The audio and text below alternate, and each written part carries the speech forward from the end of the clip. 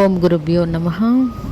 ఈరోజు రామానుజ గారు వైభవం చదువుతుంటుంటే ఒక చిన్న జరిగిన సంఘటన నాకు గుర్తొచ్చింది. మా అబ్బాయి మొన్న ఒక రోజు ఏదో పండగ రోజు మేము ఎప్పుడు ప్రతి ఇయర్ తిరుపతి వెళ్తాము. వాడు రాలేకపోయాడు. మేమిద్దరం దర్శనానికి వెళ్ళాం కానీ స్వామి నీ దర్శనం మాకు అవ్వలేదు, ప్రతి సంవత్సరం వస్తాను రావడం అవ్వలేదని బాధతో పడుకున్నాడట. సాక్షాత్ భగవంతుడు తిరుపతిలోకి వెళ్ళిపోయాడట.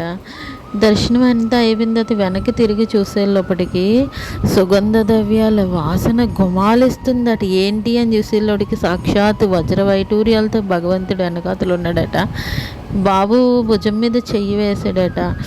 తిరుపతిలో 3 రకాలైన భక్తులు ఉన్నారు. స్వార్థపూరితంగా ఉన్నవాళ్ళు, చక్కగా పరిపూర్ణంగా ఉన్నవాళ్ళని చూపించే తిరుపతి కొండ విశిష్టత అంతా ఉదయం నుంచి సాయంత్రం వరకు చూపించి అక్కడ ఒక వినాయకుడి గుడి ఏదో ఉందట. గుడికి వెళ్ళారట. పంతులు గారు ఏదో చెప్తుంటే నాతో పాటు పక్కనున్న వాళ్ళు కూడా ఎంతసేపు అని వింటారు మీతో పాటు అన్నాడట భగవంతుడు. ఎవరున్నారు అని చూసేలాడికి సాక్షాత్తు భగవంతుడి ఒక మాస్క్ ఉందట. ఆ పంతులు గారు చాలా ఇన్ని సంవత్సరాల వరకు భగవంతుని నేను చూడలేదు, నీ పక్కన ఇప్పటి వరకు నేను చెప్తున్న మాటలు నీతో పాటు భగవంతుడు విన్నారా అనుకున్నారట.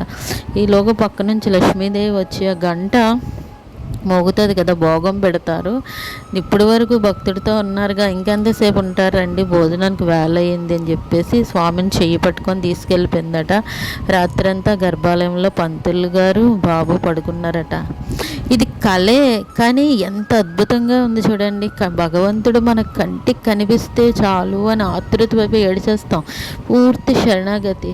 కానీ బాబు అన్నాడు, నువ్వు అంత భగవంతుడు భక్తితో ఉంటావు కాబట్టి నీకు అర్థమవుతుందమ్మా, డాడీకి అర్థం కాదు అని. ఎందుకంటే భౌతికంగా మా వారు రాజకీయాలు, న్యూస్ పేపర్స్ ఎక్కువ వింటారు కానీ భగవంతుడిదంతా నమ్మకం ఉండదు.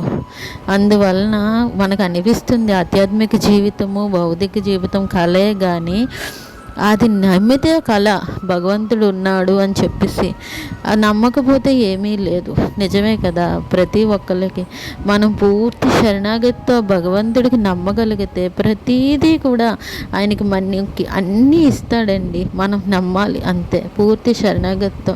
అందుకే నేను కామెంట్స్ ఎందుకు ఆపేసానంటే, ఒక్క బ్యాడ్గా పెట్టిన కామెంట్ని చూసుకొని అందరం బాధపడతాం.